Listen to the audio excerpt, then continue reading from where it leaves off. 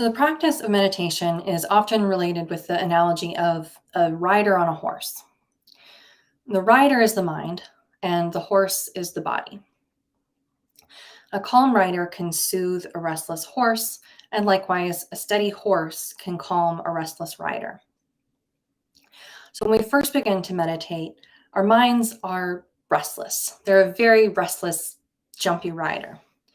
So, it's important, especially in the beginning, to seat ourselves on a steady horse. That is, to establish a physical posture that is simultaneously relaxed and alert. So there's a formal method of taming the horse and an informal way. The formal method is described in terms of 7 points or physical positions. So first, you want to establish a firm base or anchor that connects you to the environment in which you're practicing. And this serves as a reference for the rest of your body. So if possible, you can sit in full lotus or half lotus position. And if you're not able to do either of those, then you can just sit with your legs crossed. If that's not comfortable for you either, you can just sit you can sit in a chair with your feet resting evenly on the floor or on a cushion. And then you rest your hands in your lap with the back of one hand resting in the palm of the other. And you can also just lay your hands palm down over your knees or on your thighs, however, or wherever you rest your hands. The point is to let them rest. So just make it comfortable. And allow some space between the arms and the upper body. You want to lift and spread your shoulders a bit. So you're open through here. And the point of this is giving yourself the opportunity to breathe. You want to open your rib cage. And this may be understood on a literal level as just the capacity to inhale and exhale, but on a figurative level, this gives you the ability to take in and let go of experience. And then keep your spine as straight as possible.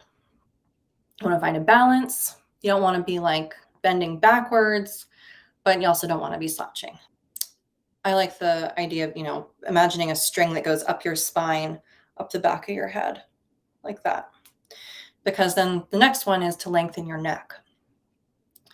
And by tilting your chin slightly more towards your throat than you may ordinarily be used to doing, while allowing yourself some freedom of movement. You don't want to hold your head so stiff. You're basically just resting your head on your neck. And then allow the mouth to rest naturally as it does when we're at the point of falling asleep. Your mouth might be just like a little bit open, a little bit closed, but not forced. And I was taught to have the tongue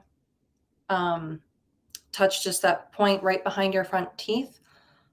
That does 2 things. One, there's a point there that connects the 2 hemispheres of your brain. And also on a very practical level, it helps to keep your jaw relaxed and open, and also keeps you from drooling, which can happen if you're meditating for a long time.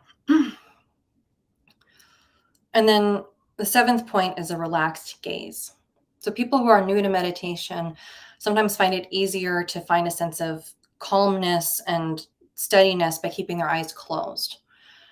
That's okay at the beginning, but keeping the eyes closed makes it easier to drift into such a relaxed state that your mind starts to wander or become a bit dull, and you might even fall asleep.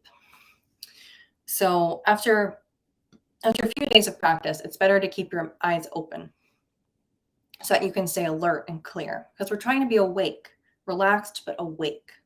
And it's best to maintain some sort of focus so that your eyes aren't just like wandering around looking at everything. You want to have some sort of focus. The idea is to choose a focus through which you can see many changes without being distracted by them. So, it's good to pick a place where you can look and it's something pretty steady you can look at, and you'll still see whatever else is in your environment around you. And you can actually use the level of your gaze to help with your alertness or calmness. So if you're really struggling to stay awake, you can lift your gaze a little bit and you'll find yourself become a little bit more awake. And then if you're just having a really jumpy day, you can lower your gaze more and look further downward, and that'll help you to calm down. So you can use the gaze in that way. You can kind of generally rest your eyes in front of you and adjust the height as you need to help you find that place of not too tight, not too loose. So sometimes you might want to meditate when you're not in your meditation room. So there's also a shorter 2-point posture, which can be adopted at times when it might not be appropriate or physically possible to do the whole 7-point posture. So for instance, if you're flying in an airplane or you're making dinner or you're grocery shopping, you can do this 2-point posture.